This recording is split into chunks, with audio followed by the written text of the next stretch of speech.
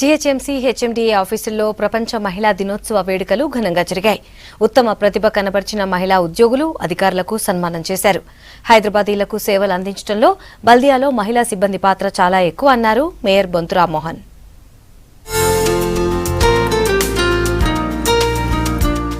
World women డేను grand గా జరుపుకున్నారు. జీహెచ్ఎంసీ హెచ్ఎండీఏ మహిళా ఉద్యోగులు ఆటపాటలతో అలరించారు. తర్వాత ఏర్పాటు చేసిన కార్యక్రమంలో mayor Bonthu Rammohan, deputy mayor Baba Fasiuddin, commissioner Danakishore పాల్గొన్నారు. ఈ సందర్భంగా కేక్ కట్ చేశారు.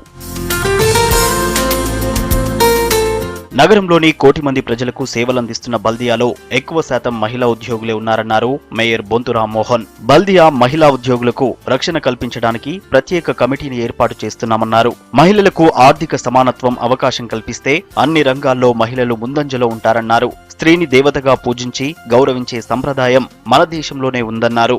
జీహెచ్ఎంసీ అనే దాంట్లో మరి వాళ్ళ అత్యంత ఎక్కువ మహిళా శక్తి ఉన్న వాళ్ళ డిపార్ట్మెంటు జీహెచ్ఎంసీ కార్పొరేషన్లో అలా దాదాపు 15-16 వేల మంది మహిళలతోటి విరసలతో ఎలాంటి ఇబ్బందులు లేకుండా, ఎలాంటి కాంప్లైంట్ లేకుండా, ఎక్కడ ఎలాంటి అలా సంఘటనలు జరగకుండా ఉన్న కార్పొరేషన్ జీహెచ్ఎంసీ.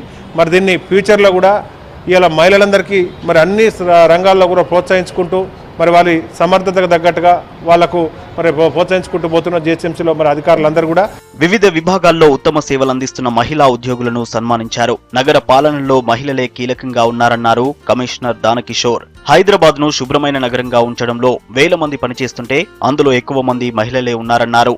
33,300 మంది ఉద్యోగులుంటే దాదాపు 20,000కు మించి దాదాపు 22,000 మంది ఉద్యోగస్తులలో మహిళలు ఉంటున్నారన్నమాట. అంటే జీహెచ్ఎంసీ నగరానికి చేస్తున్నటువంటి సేవలో అత్యధిక సేవలు మహిళలను చేస్తున్నట్టు లెక్క. ప్రత్యేకించి పట్టణ శుద్ధీకరణ, పారిశుద్ధ్య విభాగంలో చాలా ఎక్కువ మంది పనిచేస్తున్నారు. వర్క్ ప్లేస్లో సముచిత గౌరవము, సముచిత స్థానము మహిళలకు మనం ఇవ్వకపోతే మన నేషనల్ ప్రొడక్టివిటీలోను, దేశ భవిష్యత్తులోను కూడా చాలా లోటు ఉంటుంది. మహిళలు అన్ని రంగాల్లో దూసుకెళ్తున్నారన్నారు హెచ్ఎండీఏ సెక్రటరీ రామ్ కిషన్. పురుషులతో మహిళలేం తక్కువ కాదన్నారు. తల్లిదండ్రులు తమ పిల్లలను సమానంగా పెంచాలని చెప్పారు. స్త్రీ సహజంగానే మల్టీవేరియస్ యాక్టివిటీ చేస్తుంది.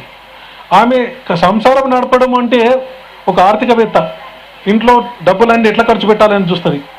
ఒక మేనేజర్ ఎవరి టైంకి ఎట్లా గడపాలనేది చూస్తుంది.